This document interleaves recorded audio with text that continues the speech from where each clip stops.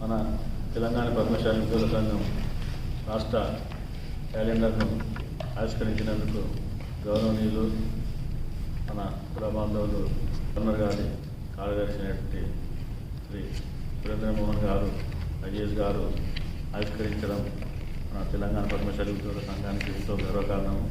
వారు ఇంత సమయం ఇచ్చి క్యాలెండర్ ఆవిష్కరించేందుకు మరొకసారి సార్కు ధన్యవాదాలు తెలుపుకుంటూ సార్ మనం ఉద్దేశించి ఒక 2 నిమిషాలు మాట్లాడవలసిందిగా కోరుతూ, అలాగే సార్ ఇంతకుముందు చెప్పినట్టు సూర్యాపేటలో సారు ఎలాంటి కార్యక్రమాలు మన వారికి చేసిందో ఆ యొక్క కార్యక్రమాలను ముందుకు తీసుకెళ్ళడానికి మన తెలంగాణ పద్మశాలి సంఘం ముందుంటుందని తెలియజేస్తూ అవి రానున్న రోజుల్లో మేము ఆచరిస్తామని సారుకు విన్నవించుకుంటూ సార్ను ఒక 2 నిమిషాలు మాట్లాడుతాం. ఈరోజు తెలంగాణ పద్మశాలి ఉద్యోగ సంఘం స్టేటు మన జిల్లా క్యాలెండర్ల ఆవిష్కరణ కార్యక్రమానికి వచ్చిన వాళ్ళందరికీ కూడా నమస్కారాలు. ఇంతకుముందు కూడా చాలాసార్లు వేరే జిల్లాల నుంచి కూడా పిలిచేవాళ్ళు, కానీ మనకు వర్క్ కొద్దిగా బిజీ ఉండి టైం అడ్జస్ట్ కాక అట్లా అటెండ్ కాలేకపోయారు. సో ఈరోజు ఫ్రీ ఉండడము, వేదర్ చెప్పగానే వెంటనే మేము ఓకే అనడంతో ఈరోజు మంచి కలిసి వచ్చింది. సో అది కూడా రాజభవన్లో చేసుకోవడం నేను కూడా ఒక ప్రివిలేజ్గా ఫీల్ అవుతుంది.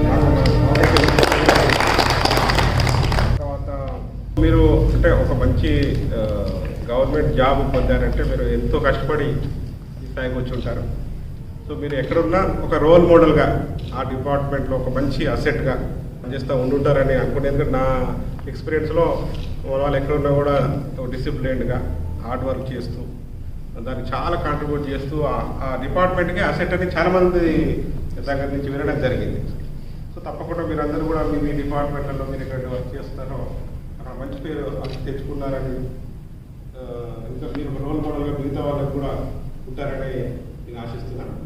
తర్వాత నాకు అంటే ఈ వీవర్స్ సంబంధించి పేదవాళ్ళు ముఖ్యంగా ఆ కళ మీద ఆధారపడి ఇబ్బంది పడుతున్నటువంటి వాళ్ళు, పేదరికంలో ఉన్నటువంటి వాళ్ళకు తప్పకుండా మన దృష్టి తీసుకొచ్చినట్లయితే మనం అందరికీ చేయలేకపోవచ్చు, కనీసం చదువు మంచి ర్యాంక్ వచ్చి గవర్నమెంట్ ఐఐటీలో కానీ IIITలో కానీ లేక NITలో కానీ లేదా గవర్నమెంట్ యూనివర్సిటీస్లో ఇంజనీరింగ్ కానీ మెడిసిన్ కానీ ఇటువంటివి వచ్చి ఆ ఫీజు కూడా కట్టలేక ఇబ్బంది పడి అది జాయిన్ కావాలన్నా వద్దా అని చెప్పేసి వెనక ముందు ఆడుతున్నటువంటి వాళ్ళు ఉంటే కనుక తప్పకుండా మన దృష్టికి తీసుకొస్తే ఏదో రకంగా ప్రభుత్వం నుంచి కానీ లేకపోతే మన ఎవరైనా NRIs వాళ్ళ సహకారం తీసుకొని వాళ్ళకి సాయం చేయడానికి మనం చేయొచ్చు. తర్వాత కొంతమంది ఏంటంటే వాళ్ళకు చాలైనటువంటి వాళ్ళ ఆదాయం, వాళ్ళ పుట్టగడమే కష్టమైనటువంటి పరిస్థితులలో వాళ్ళకి ఏదో రకమైన అనారోగ్య పరిస్థితి రావడం కానీ, లేక వీళ్ళు అక్కడ ఫిజికల్గా వర్క్ చేస్తున్నప్పుడు ఆడవాళ్ళకైతేనేమో ఇట్లా జాగ్రత్తలో ఇబ్బంది కలగడం, తర్వాత మగవాళ్ళకైతే కాళ్ళు రకరకాల సమస్యలు రావడం జరుగుతుంటుంది. అటువంటివి కూడా ఏమైనా మనం గవర్నమెంట్ హాస్పిటల్స్లో వాళ్ళ ఊర్లలో ఆ ఫెసిలిటీ ఉండకపోవచ్చు. మనకు మన గవర్నమెంట్ హాస్పిటల్ గాంధీ కానీ నిమ్స్ కానీ వాళ్ళకు చెప్పి మనం ఫాలోఅప్ చేసి లెటర్ రాసి కొంచెం జాగ్రత్త చూసుకోండి, వాళ్ళకి భారం పడకుండా.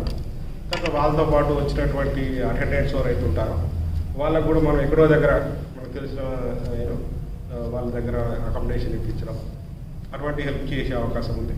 సో ఈ రకంగా మనం ఎందుకంటే మనమంతా వీఆర్ లక్కీ, మనం అంటే ఆ బాధను పడాల్సిన అవసరం లేకుండా మనం కంఫర్టబుల్ ఉన్నాము, మన ఫ్యామిలీని మంచిగా చూసుకోగలుగుతున్నాము, మన పిల్లలు మంచి చదివించుకోగలుగుతున్నాము. కాకపోతే దురదృష్టవశాత్తు మంచి చదవలేక అట్లనే పేదరికంలో ఉన్నటువంటి వాళ్ళను తప్పకుండా ప్రతి ఒక్కరు మీరు ఆల్రెడీ చేస్తూ ఉంటుంటారు, కానీ ఇంకా మనం చేసుకునే అవకాశం ఉంది. సో మీరందరూ బాగా చేస్తారని కోరుకుంటూ మరొకసారి మీ అందరికీ ఈరోజు ఇక్కడ ఇది ఆవిష్కరించడానికి మీరందరూ వచ్చారు. నా చేతుల మీద చేయడం మీ అందరూ ధన్యవాదాలు తెలియజేసుకుంటాం.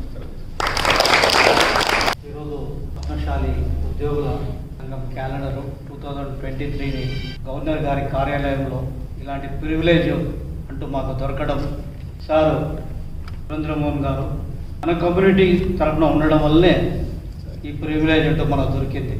మనం గర్వపడాలి, అందరికీ అందేటట్టు చూడండి.